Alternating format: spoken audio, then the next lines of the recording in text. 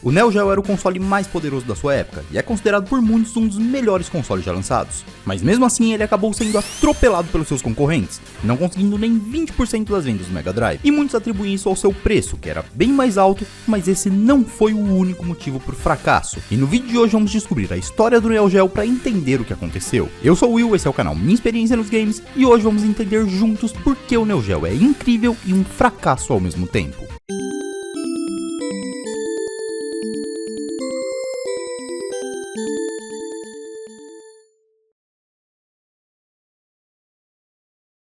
Eu gostaria de citar algumas coisas importantes. A primeira é que para fazer esse vídeo eu joguei quase todos os jogos de Neo Geo. Só não cheguei a jogar todos porque alguns não funcionaram no emulador, mas foram aproximadamente 125 jogos. Em alguns eu fui até o fim, em outros eu joguei o suficiente para conhecer o jogo. Também vale lembrar que vocês estão vendo a imagem de um emulador, então por mais que eu tente usar filtros para deixar a imagem o mais fiel possível, ainda assim a imagem vai ser diferente da época em telas CRTs de fliperama. Outro detalhe é que eu joguei todos os games usando um controle arcade, afinal todos os games de Neo Geo foram projetados para serem jogados assim, e com isso a experiência fica mais próxima do Neo Geo real. Explicado tudo isso, vamos ao nosso querido Neo Geo. O Neo Geo AES é a versão de mesa do fliperama da SNK. Ele era um console bem acima dos outros da geração 16 bits. Usando o Mega Drive para comparação, os dois usavam o mesmo processador, o Motorola 68000. A diferença era que o Neo Geo rodava em 12 MHz, enquanto o Mega Drive rodava em 7,67 MHz. Além disso, o Neo Geo usava uma paleta de 65.000 cores, podendo mostrar 4.096 cores na tela ao mesmo tempo.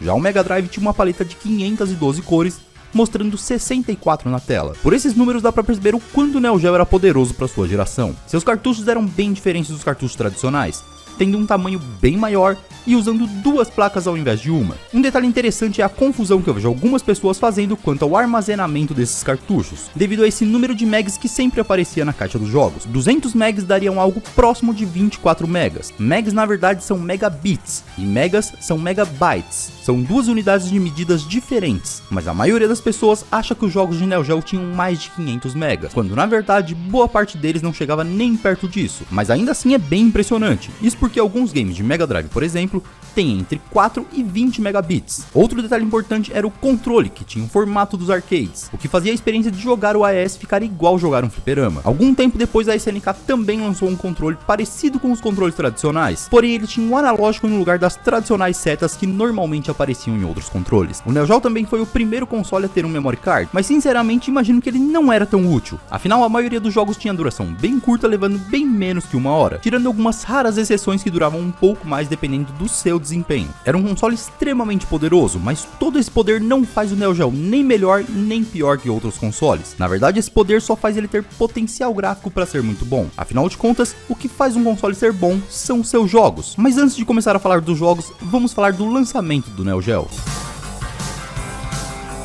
Vale lembrar que nessa época consoles eram lançados em datas diferentes em cada região. O Neo Geo saiu primeiro no Japão em 31 de janeiro de 1990, dando para o Neo Geo quase um ano de vantagem sobre o Super Nintendo, que foi lançado só em 21 de novembro de 1990 no Japão. Mas uma boa desvantagem à vista do Mega Drive, que foi lançado no Japão em 29 de outubro de 88 e nos Estados Unidos um ano depois. E agora já vem o primeiro grande erro da SNK. O Neo Geo só foi chegar de forma oficial nos Estados Unidos no dia 18 de agosto de 1991, 5 dias depois da chegada do Super Nintendo, o que com certeza atrapalhou bastante as vendas, afinal o Super Nintendo foi o console que mais vendeu naquela geração. Segundo números que temos na internet, o Super Nintendo vendeu aproximadamente 49 milhões de unidades, o Mega Drive vendeu aproximadamente 29 milhões e o Neo Geo aproximadamente 2 milhões. E se é para falar do lançamento, temos que falar do preço, que é o que as pessoas colocam como o grande problema do Neo Geo. Realmente ele era um console bem mais caro, vendido por aproximadamente 650 dólares, enquanto um Super Nintendo ou Mega Drive ficavam próximo dos 200 dólares. Os cartuchos de Neo Geo também eram bem caros, custando algo próximo dos 250 dólares, enquanto os cartuchos de outros consoles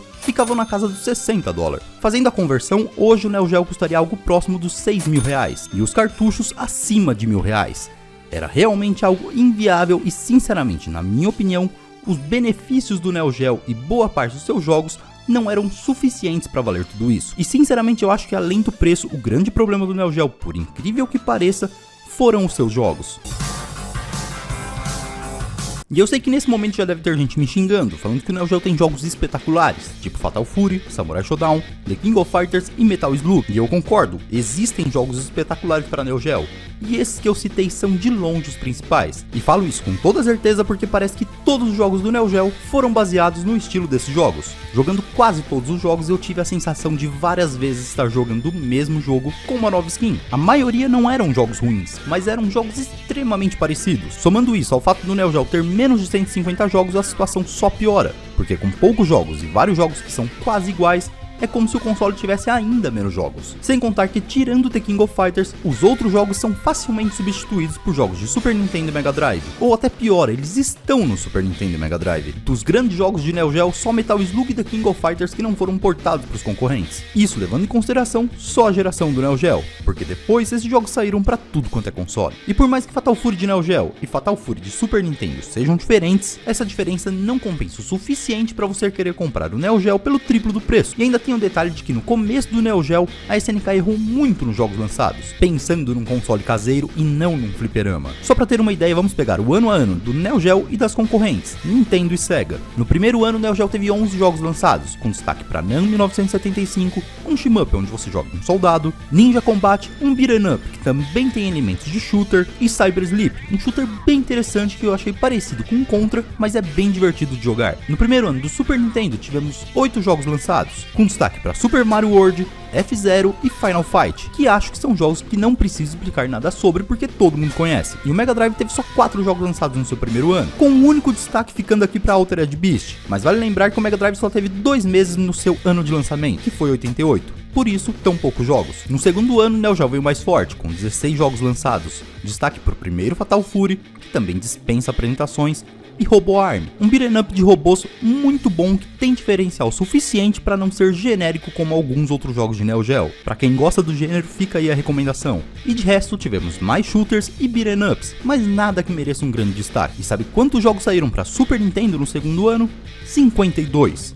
Entre eles, Ghosts and Ghosts, Final Fantasy IV, Super R-Type, Super Castlevania 4 e Zelda Link to the Past. Isso fora mais alguns que eu não quis citar porque o foco aqui ainda é o Neo Geo. No Mega Drive saíram 22 jogos, com destaque para Truxton, Shinobi, Golden Axe e Super Hang-On, que também são jogos que dispensam apresentação. Partindo para o terceiro ano, o Neo Geo teve 13 jogos lançados, com destaque para Ninja Commando, que é mais um shooter, mas que é um bom game, e Art of Fight, que é uma evolução de Fatal Fury. Uma boa evolução, mas que acaba sendo um pouco mais do mesmo, por mais que seja um jogo bem impressionante para a época. E também dá pra citar aqui o Super Sidekicks, que é um jogo de futebol divertido, meio atrapalhado na gameplay, mas que é divertido. Já o Super Nintendo teve 200 jogos lançados no seu terceiro ano, mas só vou citar Turtles in Time, Street Fighter 2 e Contra 3, que são 3 jogos espetaculares e podem ter certeza que no meio desses 200, obviamente temos muitos games bons. O terceiro ano do Mega Drive teve 74 jogos, entre eles Moonwalker, Super Monaco GP e Castle of Illusion. E obviamente com 74 jogos temos mais games bons, mas não quero me estender porque o foco do vídeo ainda é o Neo Geo. Só usei esses exemplos para mostrar que nos primeiros anos de Neo Geo, muitos jogos pareciam um teste para chegar em The King of Fighter e Metal Slug. Temos uma infinidade de jogos shooter e de luta, mas a maioria é bem parecido. Muitos jogos inclusive são altamente baseados em outros jogos. Existem vários Street Fighter sem alma no Neo Geo e a maioria deles nem disfarça. São realmente jogos que tentaram surfar no sucesso de Street Fighter. Se a gente pega o Karnov Revenge, por exemplo, até os comandos são exatamente os mesmos de Street Fighter. Eu peguei o Zangief do game e é exatamente a mesma coisa. Tem games até que aproveitam o sucesso de games do próprio Neo Geo, tipo o Aku Aku, que é basicamente um Fatal Fury com novos sprites. Fica o detalhe que até existe um, entre aspas, Street Fighter pro Neo Geo, que é o SNK vs Capcom, mas que saiu só em 2003, 12 anos depois do lançamento do Neo Geo. E isso não acontece só nos jogos de luta, os beat'em ups também passam por isso. Burning Fight mesmo é nada mais nada menos do que o Final Fight sem alma. Até o nome é parecido, parece que é para tentar gerar uma confusão e a pessoa comprar o jogo errado achando que é Final Fight. A coisa só começa a melhorar realmente no Neo Geo em 1994, quando sai The King of Fighters 94, que é a franquia mais memorável da SNK junto com Metal Slug,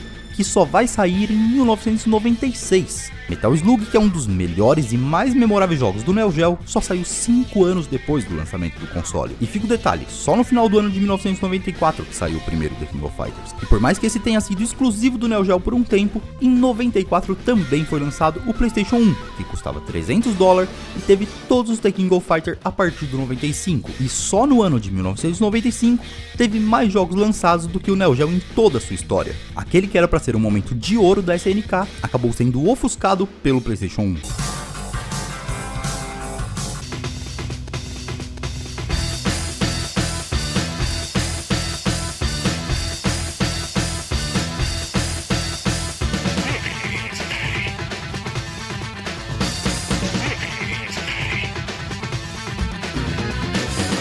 Eu tenho que separar uma parte do vídeo para falar exclusivamente de The King of Fighters, porque na minha opinião esse foi o maior acerto da SNK em toda a sua história. O jogo nasceu da mistura de personagens de vários games da SNK, como Art of Fight, Fatal Fury, Ikari Warrior e Psycho Soldier, além de vários personagens que nasceram na série The King of Fighters. E na minha opinião, tem a experiência de combo mais satisfatória entre todos os jogos de luta, por mais que os combos sejam mais complexos e acabem exigindo um timing bem maior do que em vários outros jogos de luta, é extremamente satisfatório acertar um combo mesmo que dos mais simples, fora que os personagens são extremamente marcantes. Omega Rugal em especial é sempre o mais lembrado quando o assunto é personagens apelões, mas dá pra citar aqui Iori, Kim, Blue Mary, Terry, Leona Clark e Ralph, Yamazaki, enfim, são vários personagens marcantes na franquia. E além disso ainda tem a estética das fases e personagens, onde você bate o olho e sabe que é The King of Fighters. Eu sinceramente considero esse game o melhor do Neo Geo, disputando somente com Metal Slug. São os únicos games que realmente aproveitaram o poder do Neo Geo para fazer algo inimaginável em outros consoles da sua geração.